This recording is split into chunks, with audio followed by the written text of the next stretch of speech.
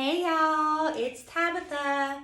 So today I'm going to do a super simple video about how to install and uninstall your desktop computer. I know some people are thinking, well, if it's super simple, why make a video of it?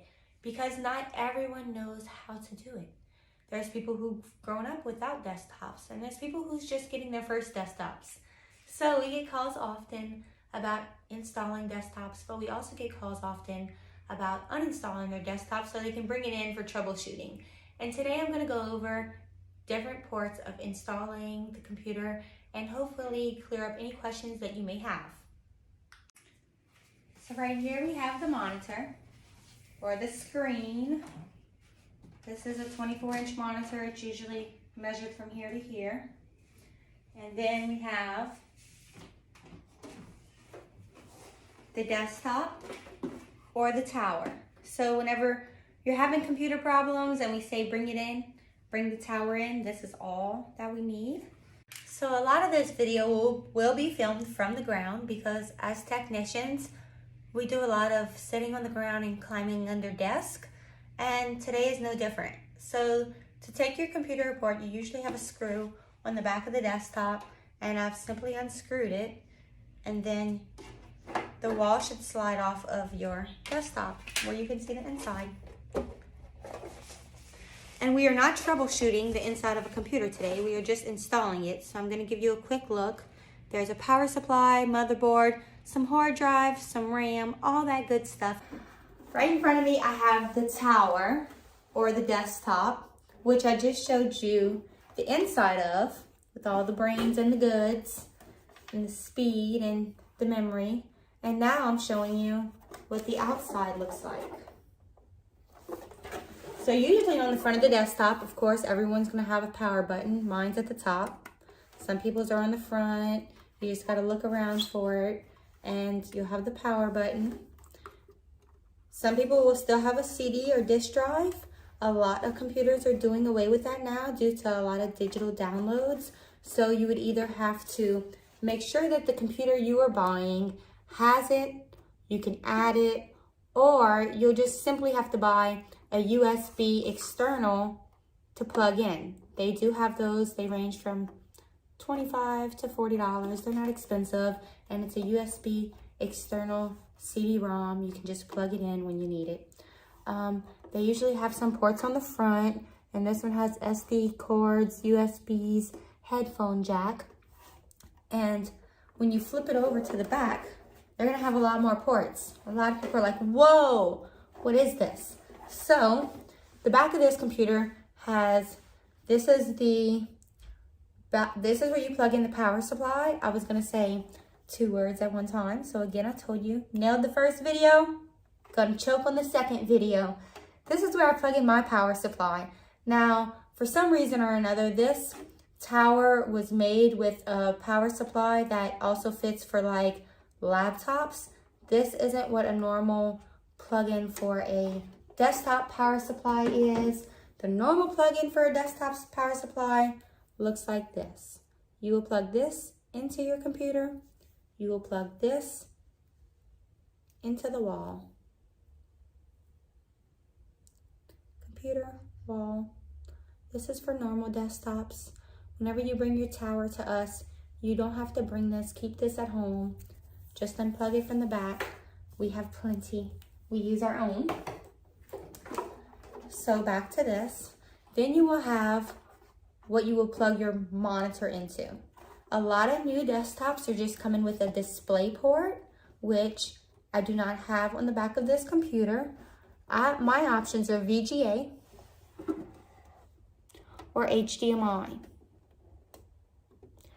And whenever you're buying a monitor, your monitor will have ports on the back of it, such as VGA, HDMI, or DisplayPort, which kind of looks like an HDMI, but different kind of shape, long side, straight side, crooked side for DisplayPort.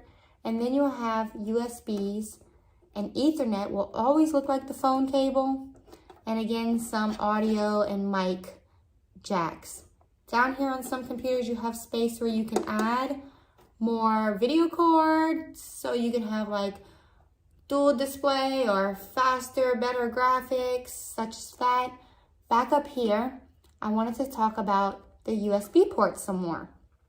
A lot of the computers are showing USBs with black stems and then USBs with blue stems. And in this video, you cannot tell that these have blue stems in them. The difference between the black stems and the blue stems are that the black stems are 2.0 and the blue stems are 3.0. The 3.0 is a little bit faster.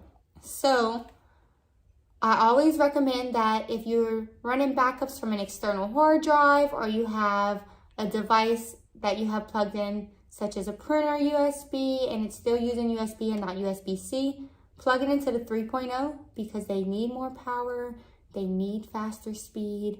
If you're just plugging in a mouse dongle, which is right here, if you have a USB mouse or keyboard and you're just plugging in one of these, clearly your mouse and your keyboard is not going to use that much power. You just take it and plug it into the back of one of those 2.0s. Out of sight, out of mind, doesn't take up any spot in the front. So if you have to plug something in temporarily while you work, you don't have to remove your dongle. It's back there waiting on you. So with that being said, I'm going to show you how you would buy your monitor. So you know what your ports are for your monitor on your back of your desktop. My options are going to be VGA or HDMI. Let's go check out my monitor.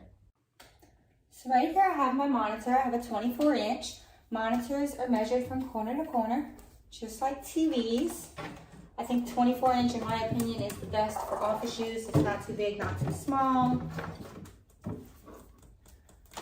Most monitors, actually all monitors at least, are going to need 2 cables. The first cable is going to be your power cord, and that plugs into the wall and the back of the monitor. It just gives you power to your monitor. Without it, it's going to say no signal. So let's make sure we plug that in. That comes in the box with your monitor. Your next one is going to be your cable that connects from your monitor to your desktop. So remember, on the back of the desktop, our ports were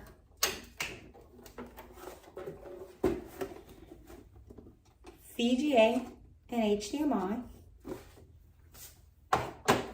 And on the back of our monitor, our ports are HDMI, HDMI, D-sub, VGA, and headset. So for this one, I could use a VGA to an HDMI. I can use an HDMI to an HDMI. And I chose an HDMI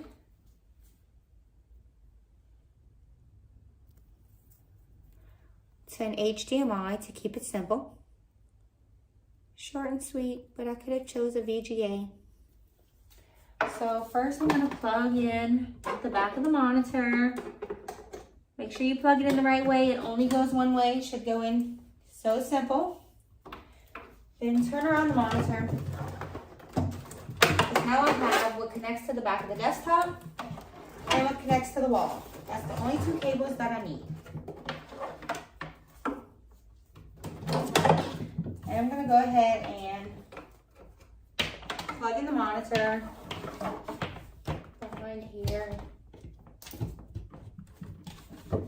And I'm going to drop this cable in the back. So now, the only loose cable I have to plug in to the desktop would be for my monitor. Push my monitor back. And I'm going to plug it into my desktop. For video purposes, I'm showing you. Otherwise, please just already have your desktop on the floor and inconveniently climb underneath it and plug in your desktop so you don't have to move things around, and you can do nice cabling down here, because if it's already set on the ground, and you can climb back here and you can do the cabling this, you can make sure that your wires don't cross and it looks a lot better. So I would suggest that this is the plug-in for the monitor. So I would also do some cabling for that. Now we have the monitor plugged into the power supply or the outlet. We have the monitor plugged into the desktop. Are we ready? No, of course not. We can't even power on our desktop. So what do? We're gonna need a power on our desktop. So we need to either plug in this power adapter. Sorry, trying to reach for stuff. Which came with my desktop, of course. But your power adapter probably looks like this again. So grab your power adapter. Again, you don't want to move your tower like this because then you're moving wiring around that you probably tightened. Plug it in. And let's plug it into the wall. Because without electricity, we're cooking with no grease. So now I have the tower or the desktop plugged in. The monitor is plugged in. What are we missing? Oh yeah, the keyboard and the mouse, right? So again, if you have a USB keyboard or mouse, then it's as simple as taking this little dongle, which a lot of people are like, where do you find these at? If you buy the keyboard and the mouse together or just the mouse, open the mouse up where you put the battery in at, and they tuck this away nicely inside. You have to pull it out. So open your mouse up where you change your battery out at, and it's tucked away. You're gonna see a little black top. You just pull it out. And if that's all you have, then just take it and plug it into the back. But that's not gonna be the one that I use for this video. So for video purposes,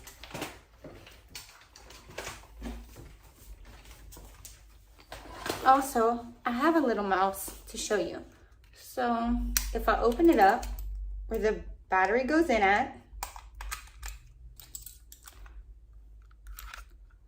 this is where they tuck their little dongle in at. He tucked it in right there and I just took it out. And there we go. That's my laptop mouse.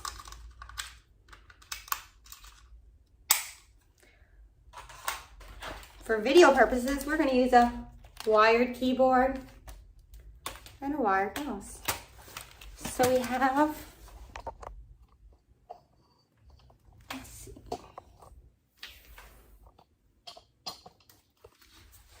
Monitor's plugged in, desktop's plugged in.